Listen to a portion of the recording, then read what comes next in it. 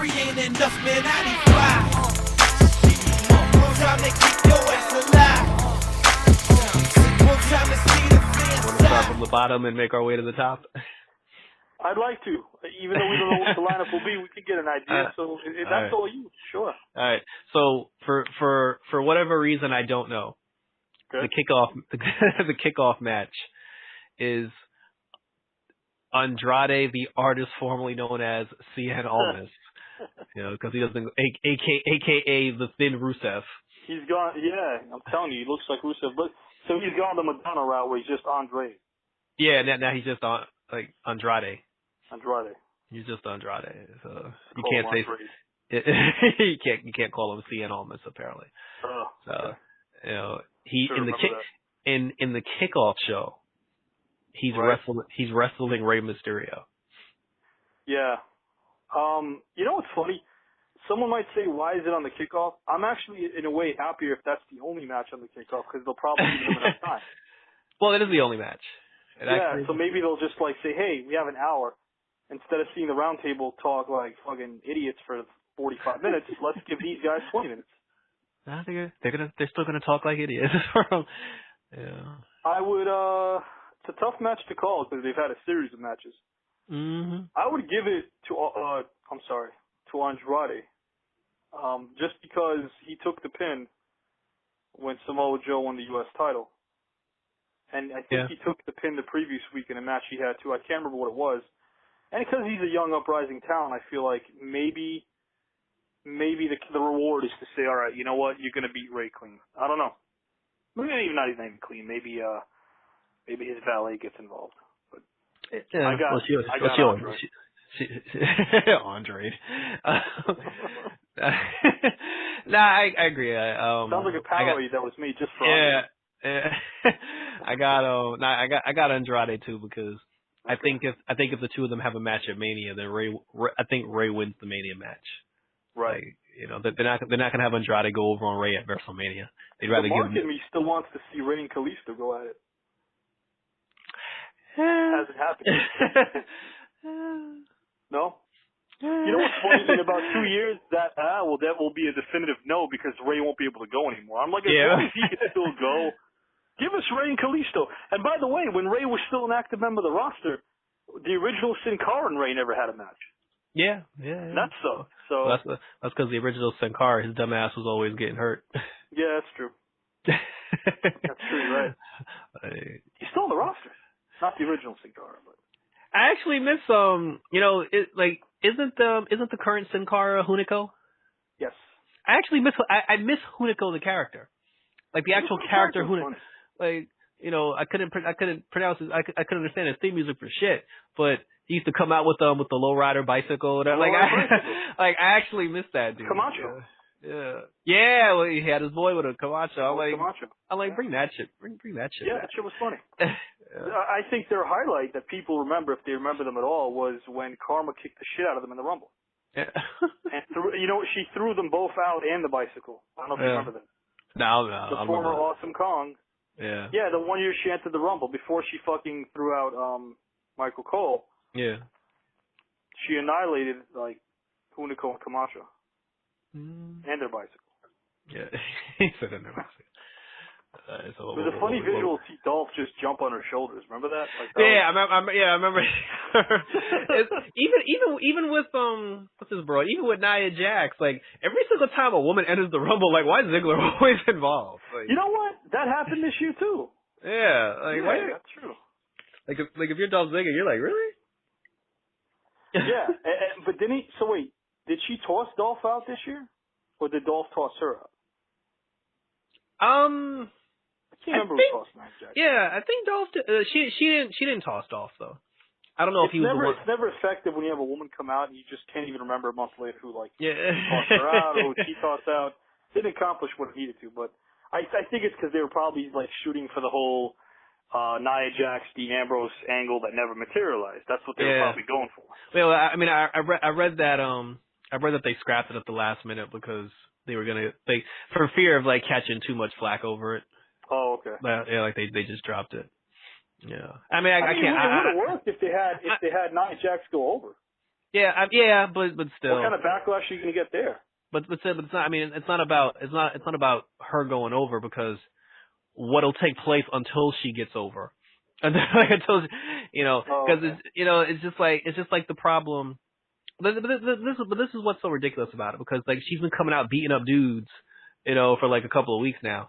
I mean, I'm surprised. Like, I mean, what happened to her at the Royal Rumble, I'll take that. You know what I'm saying? Like, I will definitely take that. But you know what I'm saying? But it's just like, but here's the problem with certain people, which is why I understand why WWE stayed away from it.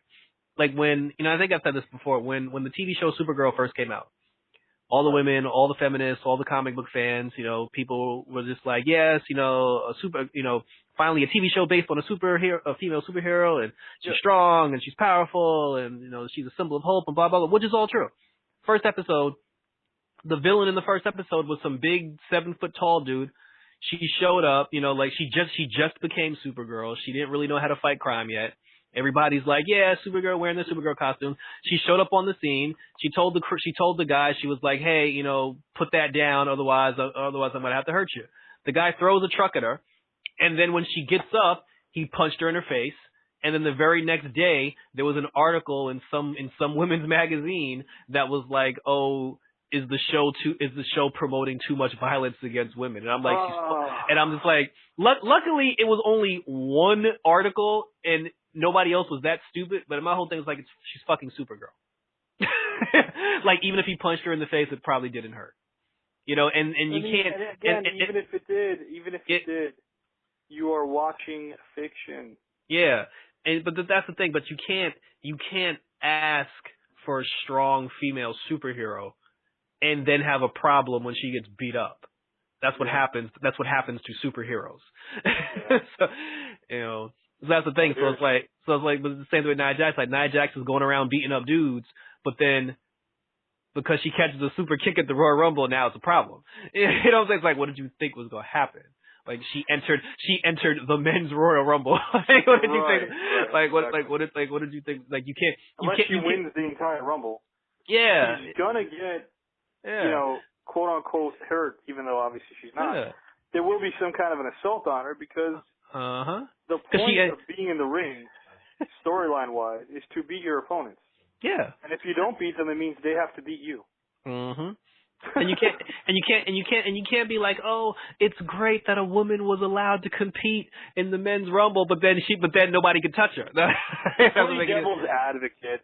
Not that I would have agreed to this, but I mean, if they really had to do something differently in terms of having her not get assaulted in a specialty match like the Rumble, it could have been simply where she would run the ropes and someone would duck and she'd kind of eliminate herself. Yeah, you could do something like that. Yeah, I mean, I respect the fact that they had her get assaulted.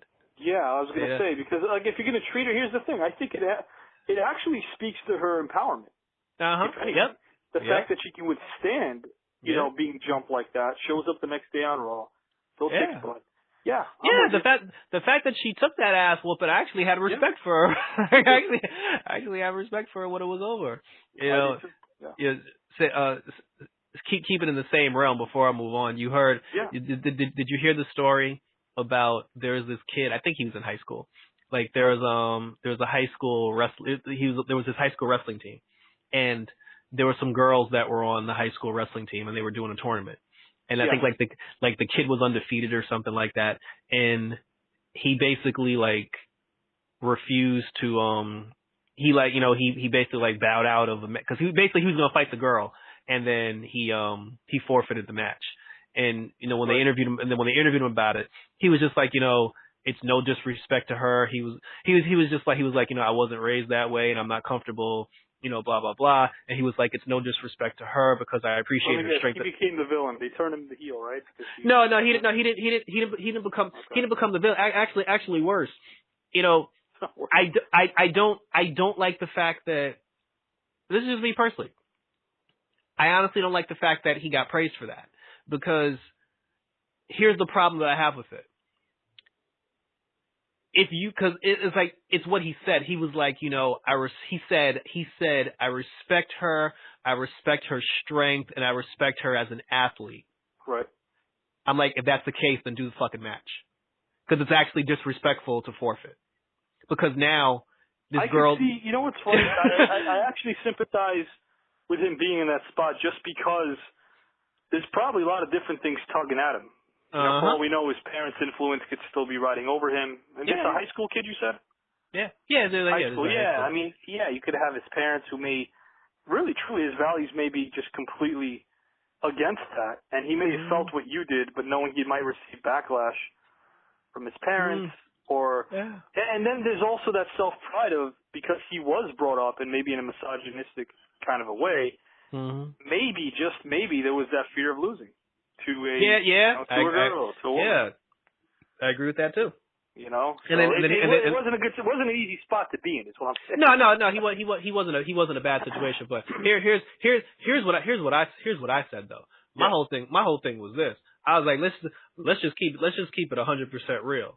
You didn't want to do that. You didn't want to do that match because you were afraid if you touched her in the wrong way, you were going to jail. In today's climate, it's such a great thing that you brought up because like that 10 years ago, 20 years, not even 10, even if it was 6, 7 years ago, you probably wouldn't have, like, I don't think that would have even entered his mind. What you just said. Yeah. Maybe the other things we brought up, like morality or his parents or fear of losing to a girl, maybe that would have crossed his mind. That's timeless. Those issues are timeless. Yeah. But what you just said, the fear of being called on as being someone who's, like, obviously promoting sexual abuse or any of that kind of stuff that's kind of floating around these days, sometimes unwarranted, what probably crossed his mind. Yeah, I mean, that's a good point. Like I said, there's a part of me that agrees with you. Like a small part of him was like, well, damn, what if she beats me?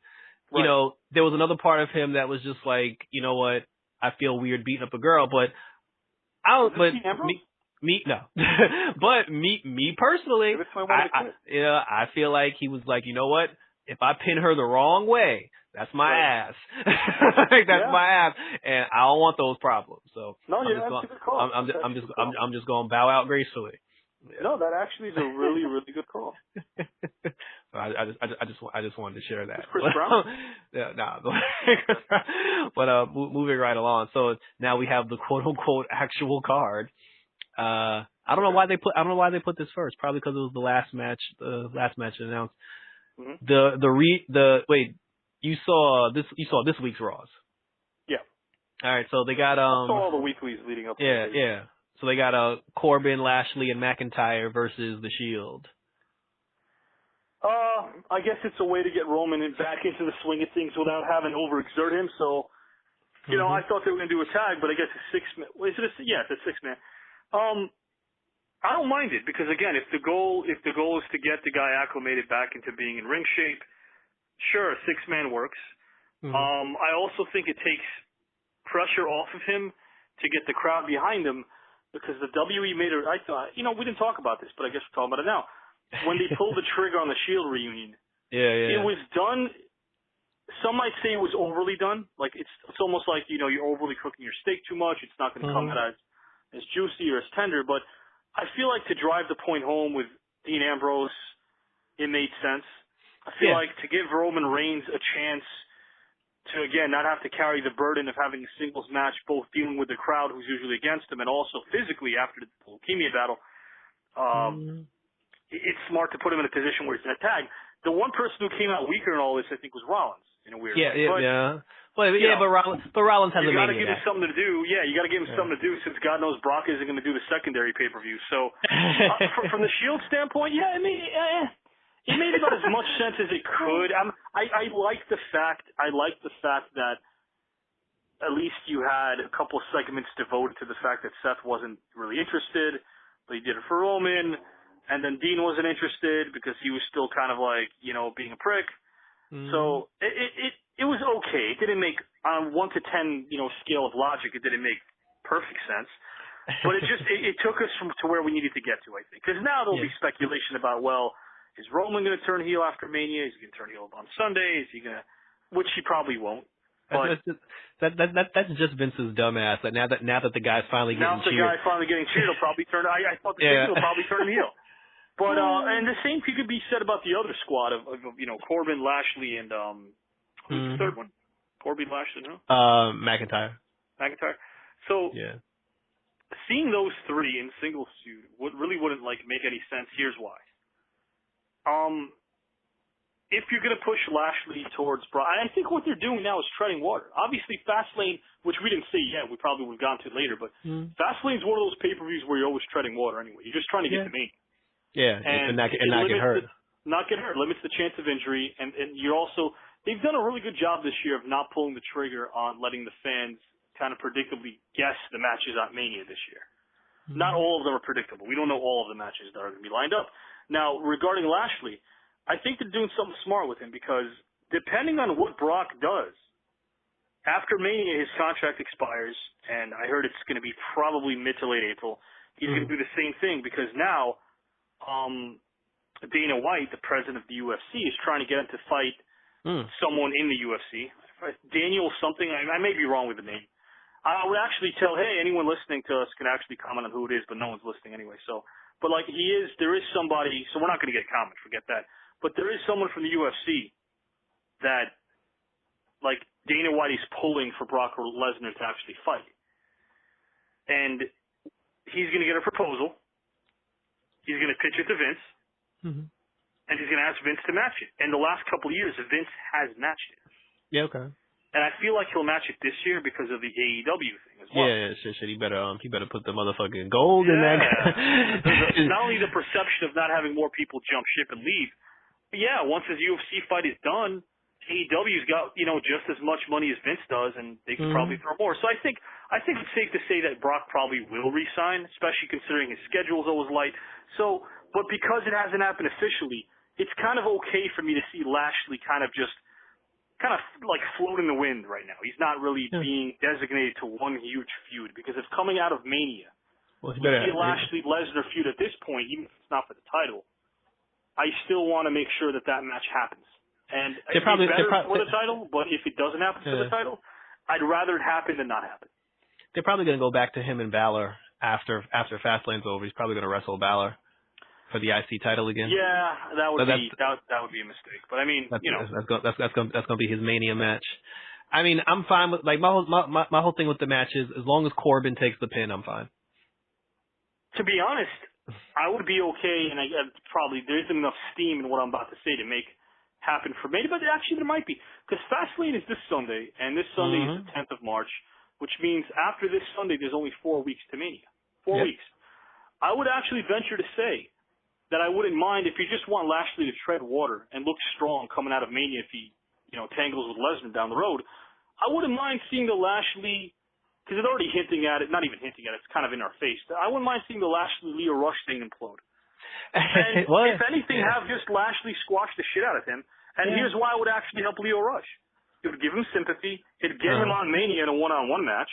Yeah, nobody thought he would have that spotlight. Then Lashley looks like the dominating guy that he needs to look like by just squashing a mosquito off his back. But if Lashley turns on him again, which one of them is the heel? Lashley. Leo Rush would play the role of a guy who made another innocent blunder or mistake. Lashley's had enough of it already, kicks the shit out of him. Leo Rush just gets the balls to maybe in kind of a gulping way on the mic say, I'm challenging you to Mania, man. And there you go. And then, of course, the build-up would be Leo Rush would try to convince us that some way he'll be able to get it done, become Mania, since his 35 matches probably scheduled every year anyway. And there will be this year probably too. Just, build up a false narrative of Leo Rush being a guy who in our minds could somehow be the plucky underdog who wins and then just gets annihilated by Lashley. It would be nice to see that. So, I mean, if you again, coming out of Mania, Leo Rush can get more sympathy and say he had a one-on-one match he never expected to have, and then Lashley looks like the world-beating guy that he is. I'd rather see that than a Finn Balor IC title match with Lashley. That's just me, though. I mean, McIntyre, I feel like already, if his heat hasn't been dissipated, it's already kind of like being dissipated. Yeah, they've already ruined that one, but he'll probably get Dean at Mania. As far as Drew McIntyre, he's not getting a lot of heat as a heel, and I guess putting him in a tag match kind of protects him too a little bit. Yeah. Instead of having yet another example of the fans realizing they don't care about him, which sucks because he's doing a great job. Yeah, and then with Baron Corbin, I mean, he's coming into his own as this mouthpiece ringleader guy. It's one of those matches I have no problem with. but I'm also not excited about it because I know that it's just, again, treading water. That's all it's about. Shit, if I wouldn't mind seeing Lashley versus Drew McIntyre. Yeah. When? You mean? When? No, like I mean, if they don't have anything else for them in Mania, I'd rather see the two of them go one-on-one with each other. At least it'll give them something to do. It'll give them something cool to do, you know? Yeah, that's true. They dropping the ball. They dropping the ball on both of them. They had some good matches in Impact. Yeah. So. All right, so after that, a match that I realize now why this wasn't the kickoff match. So for the for the red tag team championships, it's the Revival versus Rude and Gable versus Aleister Black and Ricochet. I said this before. I always felt like with the Say Yeah theme music that Revival. You know, we talked about this. I felt like when you hear the vocals of their entrance music, and you hear that deep baritone voice going, "Say yeah," I always feel like if I didn't watch wrestling and I heard those deep baritone vocals pronounce the word "say yeah," if I've never seen wrestling, I would expect these two gigantic guys coming out. Well, it sounds like such a deep, commanding voice saying yeah. And then we see and I like the Revival, but then you see these 5'9" guys coming out, and I'm like, it's like a parody or something. I mean, it's almost like you're expecting to see the Bludgeon Brothers. Yeah, the Bludgeon Brothers, or like APA. Yeah. It's not APA. I'm sorry. I mean, I'd say APA, like, you know. Well, yeah, the Acolytes, but I mean, oh God, with I can't remember the other group. The Paul Ellering team that he managed. Oh, AOP. AOP. There you go. Yeah, AOP. Yeah, just a little more hick. Forgetting because God knows WE did so. Yeah. Well, one of them's hurt. Okay. So at least they have a built-in excuse. Yeah. Right. Okay. Yeah, I guess. I know the guy that's not hurt is a beast. Yeah. That guy is just a fucking beast. Well, they're both a beast. No, that's what it is. Let's see. I mean, so the Revival are going against two? Yeah, it's a triple, the it's a triple threat. It's a triple threat tag match. Yeah, but who are the teams? You got to remind me though. The Revival, Rude and Gable, and Aleister Black versus Aleister Black and Ricochet. God, I'm trying. Okay, I know the 6-man, the other one I just mentioned. I didn't even give a prediction or preference because I don't have one of either. But I'll just make it quick. I'll make a quick prediction or preference. Maybe some teasing here or there, but the Shield win. And my preference would be the Shield winning, as long as Lashley or McIntyre don't take the pin. Yeah, that's it. That's it. Because we all know the Shield's going to win the match. So as long as Corbin takes the pin, I'm fine. Dean Ambrose, if this is legit and it's not a storyline and he is leaving the WWE, all bets are off. They could turn the guy and do whatever the hell they want with him, knowing that if he's really going to leave, they can do what they want. So who knows? Maybe they'll do something, but I don't know.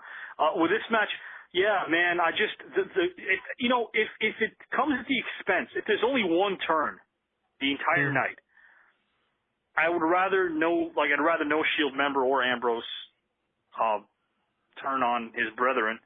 If that means that somehow Bobby Roode could turn on Chad Gable. Like if we get one turn on Sunday, I'd rather it happen with the team that actually has no name, the Roode and Gable team. And we could finally see Bobby Roode for the first time in almost 3 years become a heel again. Yeah. In his natural role as a singles wrestling heel. And that's just my own selfishness. I mean, maybe they got some other stuff lined up, but my hope would be that, and again, it doesn't have to be the pay-per-view, but every time I see them, whether they can wrestle on, it's not even a Superstars that's even around anymore. They can wrestle on the main event. And if that means that he turns heel on the main event, fine. Get him heel already. I like Gable too, but break the team up. Please. Yeah, or just break him up and send him back to SmackDown. Oh, please. I see the Revival retaining. So that's my prediction, and believe that's my preference too. Yeah, no, I agree because I don't. Like they've already effed up the NXT call-ups enough as it is. The worst thing that they can do for Aleister Black and Ricochet is give them the titles. Oh yeah, completely agree with you there. That is the worst thing. Like you put a tag team championship on Aleister Black, you just completely fucked up his entire character. Absolutely. It's bad enough his wrestling gimmick doesn't work on Monday Night Raw because it's too goddamn bright. Right. Yeah. Like You brought it up, Aleister, and that's a really good point that a lot of people probably didn't, like, maybe on a subconscious level they didn't think about, but you're right. like Aleister Black should not be wrestling on Raw. No. That's like having the Undertaker do his entrance at an outside stadium when WrestleMania is in California. Yeah, on a beach. Yeah, on a beach. And here we are. It's 9 o'clock at night Eastern time, but it's 6 o'clock there, and the fucking sun is out, and he's coming out here with a long black coat, looking like a complete dumbass. I think that happened one year. One of the Mania. No, it did. That's why I'm saying it. Yeah, it happened one of the Mania. That's how stupid it is, you know. I agree. But I mean, I actually care about the match from a work rate standpoint, just to see if there's any flow. A lot of good talents, but I mean, again, if you're gonna have a 3-way tag team match and you don't give them less than 20 minutes, I don't know if it's just gonna be a bunch of meaningless high spots. So let's see how it goes. I mean, there is enough talent in the ring to produce a good match. Yeah. So. I mean, but the problem is there's no point to it. Because we all know that Black and Ricochet aren't gonna actually be a team. No, but again, with the logic that WWE has, and with Triple H trying to make his point with some of the NXT guys. If he wants to give them that, I mean, if you heard Ricochet's promos also on the weeklies, he was trying to, point to the fact that people need to take him seriously, and they will, and likes to prove people wrong. You never know. Again, preference-wise, so your preference would be to see the Revival win, and that's your prediction as well? Well, yeah. Preference prediction? Yeah. Okay. Yeah. Oh, yeah. So now we got, what's this shit? Oh, Lord. We're still doing this. The SmackDown tag. No, the SmackDown tag match with the Usos, Shane. The Usos are gonna win. Shane and Miz are gonna get into a fight. They're gonna fight each other at Mania. The end. And you know what? The dad is gonna get involved somehow. Yeah. It'd be kind of funny to see the dad turn on his own son. Yeah. In Miz's promos, he was always saying how Shane's his favorite wrestler and yada yada yada. And I'm like, wouldn't it be kind of neat to see a goofy bastard turn on his own son? Yeah. I mean, if anything, they're probably gonna lose the match, and his dad is probably gonna blame it on the Miz. He's probably gonna tell the Miz as you let Shane down, and then Miz is gonna get mad. And again, it may not even happen Sunday, the turn. SmackDown. Yeah. But I mean, at this point, if you don't do a Shane Miz match at Mania, it's why do we get here?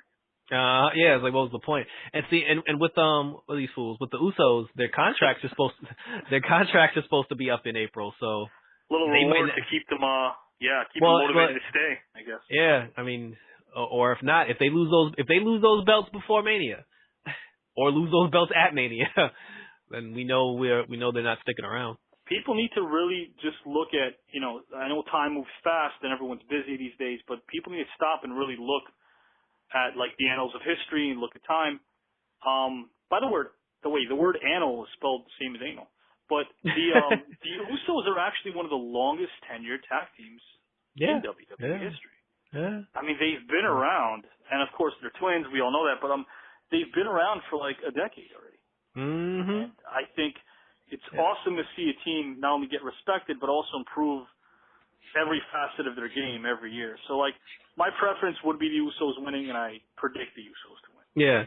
And it's also a shame that last year was their first ever match actually on the WrestleMania Not on the card. kickoff or pre-show. Yeah. And then they jobbed to the Bludgeon Brothers in 2 minutes. Yeah, no, they did. Remember, it was that triple threat tag match with them, the Bludgeons and the New Day and the Bludgeon Brothers. I was okay with that just because Harper and Rowan, due to injuries, which even now, as you see, is still present with injuries. This team was never healthy enough to ever get the tag straps.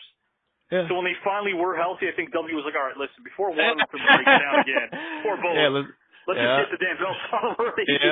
Yeah. And then as soon as they put the belts on, what happened? One of them got hurt. One of them got hurt. Yeah. Usually it's Rowan, but I think Harper did as well. But yeah, so I mean that's my prediction and preference.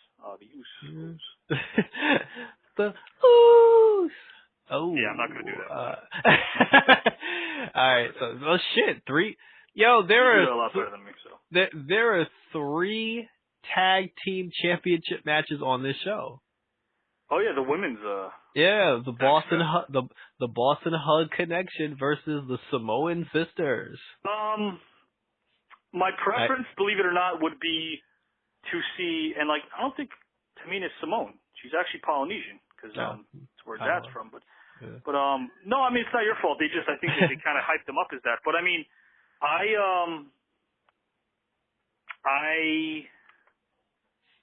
well, I mean, Samoa's also a Polynesian island. I mean, one's from Fiji, one originally is from Fiji, and then the other one's from Samoa. But no, that's how they're hyping them up. Anyway, I want to get into that. I would prefer to see the big girls, let's call them that. I prefer to see the big chicks win the match. You don't hear that term a lot, big chicks. I prefer to see the big chicks win the match, but it's not going to happen. They're going to ride Sasha and Bayley into Mania as the tag champions. Yeah, I mean, actually, Vince Russo was booking this. This would have been the third turn, by the way. Like the Bayley-Sasha turn would have already happened probably, but if it didn't, and Vince Russo was booking, this match would probably have yet another heel turn. We'd see with Bobby Roode and Gable, we'd see with Dean Ambrose and the Shield, and we'd probably see with Bayley and Sasha. If this was Vince Russo booking. I mean, me personally... If you remember what WCW did in the last year when he was there, every single show, whether it was Thunder, Nitro, or pay-per-view, there was a heel turn every single show. And usually they join the NWO right after that. No, I mean, I actually want Sasha and Bayley to win because I would like to see. I would actually because since Ronda, Becky, and Charlotte have tied up the women's division, and for some reason Asuka is just not doing anything. She's actually wrestling on Sunday. Who, Asuka? Oh yeah, she's wrestling Mandy Rose. Yep. Hey, you knew that one. But I would actually like, because remember I told you before, I think that Sasha and Bayley are going to defend the tag belts at Mania either against the Bellas or probably like Trish and Lita. And I'm not gonna lie, I would actually like to see one of those matches. So, prediction and preference is Sasha and Bayley. Yeah, my prediction and preference for Mania, and they're not even a prediction. My preference would be to see Bayley and Sasha make it to Mania as the tag champs and drop it to the Iconics. That's, I don't know if it'll happen. Actually, you're right about that. Start crossing them over to different brands. I hope they do, and if they do, I hope it's the Iconics that win. Yeah, well, they said that. They actually said. Well, see, here's the funny thing, because when they won the tag belts, they said they were going to defend the belts on all three brands. They said SmackDown, Raw, and NXT. They've been on Raw. They showed up on NXT this week, and there's a video of them online during like NXT tapings and house shows. They were sitting in on a triple threat women's tag match, and during the match, Io Shirai and Kairi Sane got jumped by the other. Were getting beat up by the other two girls after the match was over, and Sasha and Bayley saved the Asian girls. So they're keeping their promise about they're showing up on NXT. The weird thing is they haven't shown up on SmackDown yet. Yeah, they haven't shown up on SmackDown yet. I think they're probably going to wait. And I guess it's smart just because once this match is over on Sunday, that takes care of Raw. And if they're kind of going to rotate brands, it would make sense that they actually go against the Iconics because that would also mean that SmackDown's next tag team gets a shot at it. But that's the thing, because if you can't get Trish and Lita to do it, and if you can't get the Bella Twins to come back to do it, then they got to wrestle the Iconics. I don't like both teams you mentioned, but I could see why WWE would actually. Yeah, that's what I'm bringing up. The Iconics. I do. Yeah, for Mania purposes, the Iconics will be third on that list. Yeah. I agree. So that'd be cool. That's well, shit. You already said it. Asuka versus Mandy Rose. I'm like, yeah. I'm just gonna go ahead and say it. I prefer Mandy Rose to win. Oh shit. I predict Asuka to win. So it's two different things. My prediction is Asuka winning, going into Mania, and getting a decent match, defending her belt. And my preference would be Mandy just because why not? It also kind of makes sense because Asuka's kind of a serious female wrestler. And watching her internationally as I did before she came here, she could work. She could work really well. I actually think she's a better worker than Nakamura in the ring. If you already have that serious kind of like Ronda Rousey, Charlotte Flair, Becky Lynch kind of like dream match, is there room to have two of them at Mania? Those serious type matches of women with auras defending the belts. Meaning, I think there is, but WWE, the way they book, would they want Asuka to take away from that a little bit? I don't know. I don't know if they want her to come into Mania as the champ. I really don't. And again, she probably will. But if they don't, it kind of makes sense too, because then it's like you have two different type of champions. If Mandy Rose heads into Mania as the champ, she's a different type of champion than, you know, Ronda Rousey. She's more like the chicken shit heel who's got Darla defending her, and that was hard, Darla. Sonya Deville. Yeah, Sonya. So like she's got Darla Deville defending her, and it kind of like, you know, she's the chicken shit, she's the glamour model type.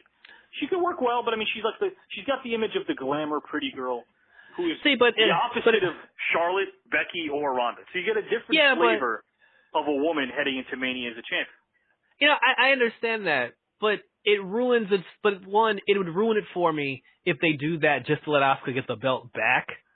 You know, two, we know Becky's most likely going to beat Ronda and win the title at Mania.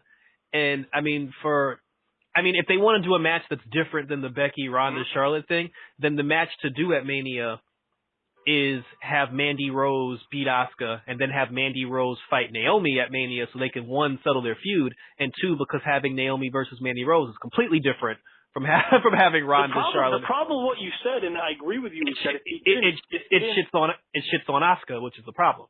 Well, not even that. The problem with the whole Mandy versus Naomi thing is they rushed the gun and gave us the match 3 times already. We've seen it happen. Yeah. And I don't think we should have. I'm just saying we did. No, but this past Tuesday we saw a very quick this time between them where Naomi did the job pretty quick. Yeah, I mean, so I know this time it's like for the title, but Mania should have fresh matches. So if this didn't happen, I would agree with you. So my thing is this: my prediction and preference is for Asuka to win the match, only because with Sasha and Bayley doing the tag stuff and with Charlotte, Ronda, and Becky all mixed up in the Raw belt, I would actually like to see Naomi fight Asuka 1-on-1 for that title. Oh, you meant Naomi and Asuka. Oh yeah. I thought you were trying to pimp the Naomi Mandy Rose like feud. I was saying because you said you think they're gonna want a match that's different from the Becky Ronda thing.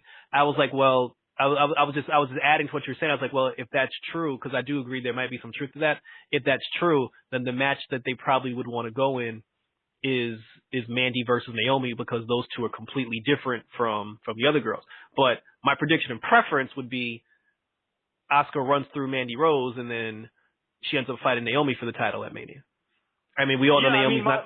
I wouldn't mind seeing Naomi and Asuka like go 1-on-1 at Mania for the belt, but if Mandy Rose does win, I would rather she doesn't face any of those two. Mm-hmm. Yeah, but then who's she gonna fight?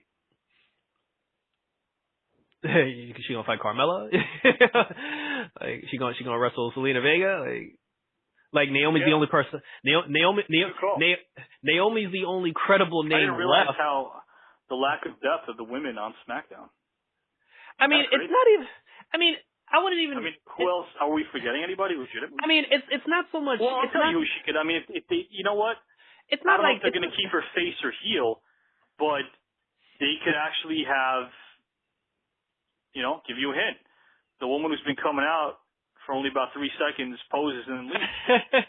Yeah, but it's too soon to give Lacey Evans a title match. I don't know. They could do whatever the hell they want. Which is true, but Lacey Evans hasn't even had a regular match yet, so to give her a title match right out the gate at WrestleMania, I don't see Naomi's the only as far as fighting Asuka is concerned. Naomi's the only credible name they have left who's not doing something, who's not currently doing this. And plus the two of them were a tag team. Yeah. So, well, they I can make something. This because I know how to divide my hormones into watching other stuff when I need to. But for the simple sake of it translating to more TV time for Mandy Rose, if that means her being the champ gives us that, I'm rooting for Mandy Rose. Okay. It's just good to look at. Yeah. And I love that theme music. And I love seeing her walk to that theme music. Just the whole package, the whole presentation works. It still doesn't beat the Iconics walk, but so oh god. So after that is Daniel Bryan and Kevin Owens. Oh, with is that the last match? No, with the New Day being present at ringside. I don't think it's a tough match to call. I don't think Kevin Owens wins. I think Daniel Bryan retains. Mm-hmm. And again, they like to give us twists and turns. So I think what's on the radar is people just assuming that Kofi will get the title shot at Mania. I want that to happen. But I do. It does. Yeah. But could it be one of those things where on Sunday, since remember he came back from injury recently, could it be one of them? Maybe he's really not clear like we think he is, even though he had a match. Could it be one of those things where the New Day just jumps Kevin Owens before his match, and we get an impromptu? Remember, you don't have to promote pay-per-views anymore with matches because they're on the network. My thing is, and plus people want Kofi in the match. Uh-huh. Again, if they want to do what I said, they could make it logical. Yeah, but people want Kofi at Mania more. Right. I'm just saying what I think might happen is that it's not as clear cut. If they want to do an angle where Owens gets jumped, and remember he just came back from his injury, so maybe it makes sense. If they want to take him out of the match and insert Kofi in at Fastlane as a result of Owens being too injured to compete, storyline wise, it would make sense. But yeah, I mean, look, I'd rather have Kofi have his moment at Mania, but at the same time, it's like, who's to say he'll get his moment at Mania? I mean, we just don't know. So, now, to add to what you said, for all we know, Big E turns on him, and then they have a match, a title-less match at Mania. We don't know. I mean, but to add to what you just said, it would be also cool if, let's say, right before the title match, they find Kevin Owens knocked out backstage, and he can't go, like he got jumped from behind or whatever the case may be. They end up giving Kofi the match. Kofi wins the title or whatever the case may be, and everybody blames the New Day, saying that the New Day jumped Kevin Owens to keep him out of the match, and then we actually find out the person who did it was Sami Zayn. I like it. Because Sami Zayn's supposed to be coming back too. I like it. Actually, they remember when they ran the video package for Kevin Owens and Sami Zayn on the same show? What you said is great, and because I forgot about it, I'm giving you all the credit because I completely forgot about Zayn. I'll go certain days and go, hey, when's Sami Zayn coming back? But as of this conversation, I didn't even think about him. So I like it. I like it a lot. Yeah. But my prediction is that Daniel Bryan retains the belt, and maybe for all we know, Sami Zayn interferes and costs Kevin Owens the match. But we're either gonna get my hope, my prediction. I'm not even gonna say my prediction. My hope. I'm not even gonna say preference or prediction. My hope is that Daniel Bryan retains the belt, and he either gets Kofi. We get a Luke Harper sighting too. Yeah, we might get that too. But he either gets for all we know, Eric Rowan could interfere. Rowan and Bryan and Harper could be beating up they could be beating up on Kevin Owens, and then Zayn comes out to save him. But as long as we get Kofi versus Bryan or Kofi versus Bryan versus Owens, I'm fine. So Bryan just has to win the match. So, yeah, I agree. And my preference and prediction is Daniel Bryan. Yeah, exactly. My prediction and preference is Daniel Bryan only so Kofi can hopefully get the nod. But I'm going to give some respect. So you and I have always said that we weren't on the Daniel Bryan bandwagon when everybody else was. But I'm going to give the man respect. This is some of the most entertaining work he's done. Yeah. I mean, just the fact that he got the word entertaining. I know in the ring it was incredible. But this has been some of the most entertaining overall as a package of what a heel pro wrestler should be. A+ for his run. I love it. Just had to say that. The fact that he made that belt. He's being who he is. the fact that he made that belt, and I'm the kind of guy, we're all different. I'm the kind of guy who just respects people who they are. I mean, I agree with their lifestyle or how they live, but I respect people for being true to who they are. This guy has been true to who he is, and it's came across really well. Mm-hmm. This is Daniel Bryan. I mean, is he dialing it up like a pro wrestler should, as a heel should? Of course. But in essence, everything he talks about on the mic is stuff that he would always bring up on his own. So I love the run. He's just playing himself. He's just being a dick about it. Being a dick about it, you know. So, yeah. And, you know, the other thing I want to bring up, too, is that we're not going to get a chance to bring it up, so I might as well bring it up now. I don't know, this is completely out of left field, but that, first of all, that Raw little mini, I guess, those mini skits or segments that took place with those SNL guys, it reminded me of those horrible days when we had co-hosts. Please don't ever do that again, WWE, which they will. But I'm like, the one good thing that happened out of that was that Titus O'Neil stole the damn show because he was hilarious. And you know what? For two guys who are supposed to be comedians, this is the one guy who had me laughing. Yep. Because when you look at that skit, and if I describe what happened, it doesn't sound funny and it shouldn't be funny. And I know it sounds hokey, but it's all about his delivery and timing. Titus O'Neil stole that. Yeah. He's like, I need you to take this. He's like, what I need to do is take this picture. He was hilarious. He was hilarious. He was absolutely hilarious. It's a damn shame. It's a damn shame they don't know how to. They don't do that with them. No, they don't. It is a sin and a shame, boy. That was funny as hell, though. I even like the whole, like, if they were in Philly, the whole cheesesteak thing he said at the end. Yeah. Because, you know, it's like it was neat that instead of being mean about it and saying, I don't like, because the segment ended with the guy saying, hey, now do you want one with me? He actually, Titus gives him eye contact. No, I'm going to go grab a cheesesteak. But yeah. It should have been funny, but it was. No, but you know what? But you know what though? Like, I agree with you. Like the two of them as a whole, like it wasn't that great. No, but nothing great about it. But I'm gonna tell you why I liked it. I didn't like it for the segment. I liked it because I was like, oh yeah, we are supposed to have celebrities at WrestleMania. Yeah, that's true. Like, why don't we have to see them 2 months prior? No, but that's what I'm saying. Like, already, so. Yeah, that's what I'm saying. Like, I'm not making a case for the segment, but and wait, you just brought up something to me. So it's WrestleMania. There should be celebrities. So my other argument would be, well, yeah, but where are they? We haven't seen celebrities yet. No, I mean, technically the two of them are celebrities, but I would argue that. But the last few WrestleManias, the last maybe 2 or 3 WrestleManias, like who's actually they've gotten nobody, you know, like maybe one performance in San. Part of me likes that because I've always said that I get why Mania needed celebs to sell the pay-per-view, but now it's like the brand sells itself, and even back in the 80s, the AEW sold itself, but it's like now, especially since they're this global monster. They put the shine on their talent. That's fine. I'm okay with that. Yeah. They don't need celebrities, but having them makes it feel like Mania that much more. Yeah, I agree. Because to be honest, when they did that whole thing with them, that's when I actually started to feel like, holy shit, WrestleMania is coming. I would prefer if they had Baldwin coming out as Trump, but it's okay. Yeah. No, but regardless of what they did, but it just like the moment but now that they've introduced that. Like I said, now I kind of feel like, holy crap, like it's Mania season. Yeah, I see what you're saying. The feeling is there now, but could it be better? We did sneak Titus O'Neil into this, preference segment.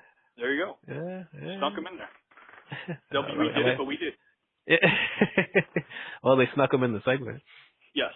But what else is going on? So Braun Strowman's not wrestling? Hell no, Braun Strowman. He's still recovering from his injury. Yeah. Yeah, like a goof. So and finally the main event. What's the main event? Well, I don't know if it's going to be the main event, but they got it listed here. Becky versus Charlotte. Versus. So Orton and Styles aren't wrestling till Mania, right? Okay, got it. Yeah. So here's what's so stupid about what Stephanie said. Mm-hmm. Stephanie, when Stephanie said, if Becky wins, she gets inserted. The moment she said, if Becky wins, she gets inserted. Yeah, she gets inserted into the championship match at WrestleMania. It turned into, what the fuck did she win the Royal Rumble for? I could see other women being women who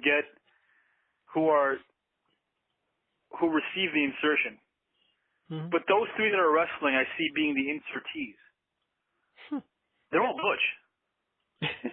Like, if you told me Charlotte Flair would be inserting something to somebody else, I'd believe it. If you told me Becky Lynch was inserting something else to somebody else, I'd believe it. And you better believe if you told me Ronda Rousey. And I saw something online, by the way, where last year at Mania, supposedly wasn't at work. Like, there's a 30-second thing on YouTube where, based on, like, someone's, iPhone recording of this, you could find it online. Alicia Fox is, like, yelling at Ronda Rousey's husband. I don't know if you saw that. Yeah, I saw that. You saw that? Okay. I guess it was legit because nothing came of it, and supposedly it was. And, that someone I guess one of the creative people or one of the production assistants was, like, trying to pull Alicia Fox away. Yeah. And the first thing that came to my mind when I saw Alicia Fox pointing her finger at him was, like, you don't talk to Ronda Rousey's wife like that. Oh, shit. That ain't right. You don't do that. You don't talk to his wife like that. That's crazy. That's Ronda Rousey's wife. Wow. That's Mr. Rousey. That was Mrs. Rousey. Imagine her and her husband versus Maria and Mike Kanellis. Oh yeah, that definitely have some interesting storyline elements to it. But yeah, I see you do that better than me, so I'm not going to do it. But with Ronda, it's like I like that she was able to kind of go nuts. You know what's funny with Ronda? I don't want to criticize because, like, she's been there for a year only and some change, and I get it. But when she does get excited, and again, it's like we're fans, so we'll nitpick everything, even though, it's annoying, but we will. She rushed through that heel speech towards the end of Raw. Maybe it was because of time constraints, but I just feel like when she gets excited, you know what? I'd rather her do that because she's passionate, which is great. So I love that. She does bring it, like, even on the mic. But there's sometimes, and again, I don't care. It's our podcast. I'll say there's sometimes where it comes across as, like, kind of cute and adorable when she's trying to look mean and she scowls and she's tripping over her words here and there a little bit. It's kind of like, it's endearing. That's just for me. I don't, I wouldn't say that if she's probably face to face, but I wouldn't have a chance to because my teeth would be knocked out of my mouth. But she kind of rushed through her, her little tantrum a little bit. Yeah. But that being said, I like how just like in the old days, if a wrestler, a male wrestler, wanted to show his heel, he'd grow a goatee or he'd cut his hair. In Ronda's case, she had to braid her hair to show, hey. Yeah. I'm a heel now. It's like I'm wearing all black. It's like with the women, it's like I'm wearing a leather jacket. So Alexa Bliss started doing it. Nia Jax started doing it. Becky started doing it. And now she still does it, although she's a face now. Yeah, like when you're a woman, you got to wear a leather jacket. I'm just not looking forward to this match, and I'm glad you brought it up because it's not even women's fault. It's not even. It's not even. How about this? It's not even creative's fault because they're trying to do something interesting. The problem I have with it is this: some things should be seen a mile away and be predictable if the end result is entertaining. I get it, but when you're trying to get us to believe that somehow these twists and turns mean something, when it really doesn't, when you kind of let us know, it's almost like when your mom tells you, you're not going to have this for supper, even though it's your favorite, because you misbehaved, but you know that she's a pushover and you'll get it anyway. Like, if your mom tells you you're not going to get, like, I don't know, pizza for dinner, because you weren't good at school, but you kind of know that your mom is just saying that, and she'll give in and give you pizza. Then when you finally get the pizza, you don't really appreciate it because you knew you were getting it anyway. Yeah, of course. And that's how I feel about this whole storyline. I mean, it would have made more sense. See, here's what would have made more sense. Because first of all, she won the Rumble. You suspended her. Stephanie said we're gonna do the right. Fired her. But she said, you took on the title, you gave it to her back. It's like but this is where it becomes stupid. Like Stephanie said, we're reinstating Becky Lynch because that's what's best for business. So if you're reinstating her, obviously she's getting her match back at WrestleMania, because what would be the point in reinstating her if she wasn't going to have the match? It's like you just brought it back for nothing. If anything, it would have made more sense. And then Charlotte was never in the match to begin with. So if anything, it would have made more sense. Instead of Stephanie saying, you two are going to fight one-on-one, and if Becky wins, she gets added to the match that she was supposed to have anyway, which still holds weight once she gets reinstated. It would have made more sense to say, all right, Becky, you've got your match back at WrestleMania. You know, Ronda's got her belt back. My dad already said Charlotte's going to be in the match. So I guess Charlotte's going to be in the match. It would have made more sense if Stephanie would have said, if you lose, we're taking you out of the match versus putting you back in. Because Stephanie could have been like, I already advertised that Becky was going to fight Charlotte at Fastlane, so we have to have this Fastlane match. Whoever loses the match is based. She should have said whoever loses this match is out of the match at Mania. Instead of telling Becky, hey, if you win, then it's if you win, we'll give you the match that you already earned at the Royal Rumble. Yeah, it just seems like you're right. It's sloppy. It seems like, you know, again, it's one of those things where if you know your route home, why overcomplicate by going a different route? Yeah. If you know when you get out of work and you know what you need to do, in my case, take, 20 steps and I'm home.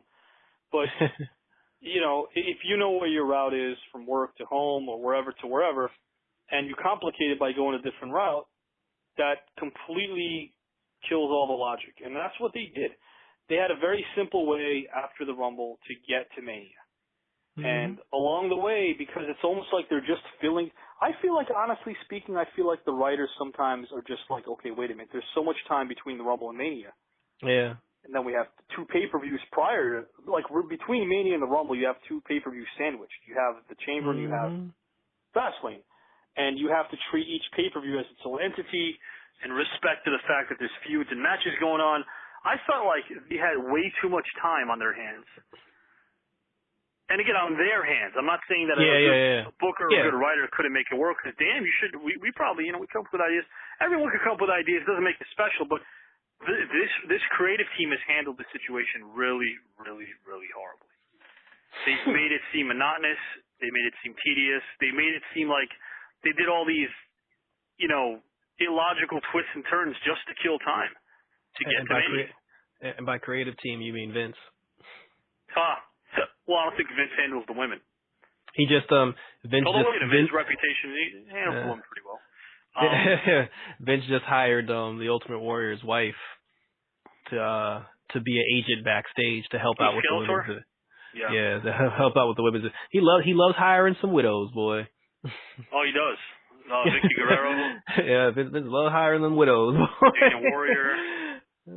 Yeah, that's true.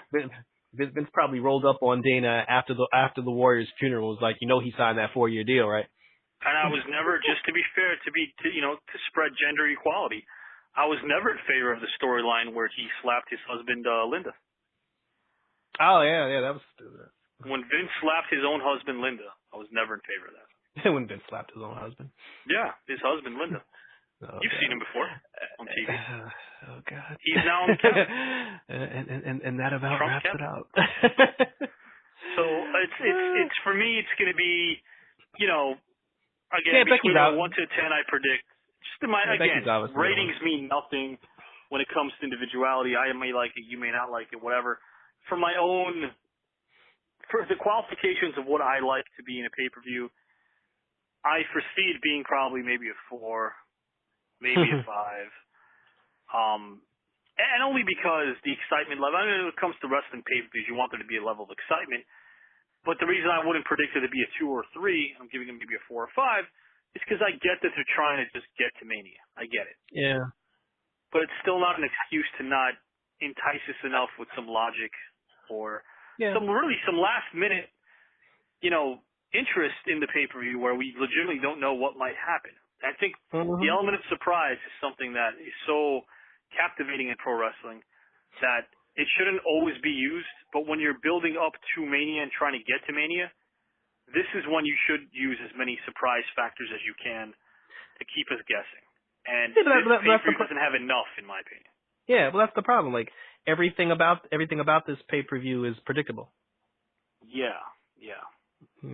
I agree. And again, the only twists and turns they gave us were the twists and turns that we didn't want to see in a particular feud, which is with Ronda, Becky, and Yeah. and Charlotte. Yeah, that's only because the logic behind that was stupid. Yeah. And if they're going to main event Fastlane on Sunday, I don't have a problem with that because in essence, if people are complaining and saying, "Oh, the men should main event," well, if Becky, Ronda, and Charlotte are main eventing on Sunday, the men are main eventing. Oh no! All right, I'm done. Yeah, Becky Lynch, she calls herself the man, right? I'm Look, we both know Charlotte and Ronda are kind of like. I have a theory with Charlotte Flair. I feel like David Flair just like kind of toned down and put on a wig. I'm done. I'm totally done. And with Ronda, it's self-explanatory. And Becky calls herself the man, so there you go. Gender equality all the way. I'm so done. I think it's a great way to unite men and women together, having guys compete for a woman's belt. That's great. All right. I'm out of here. I'm getting some food.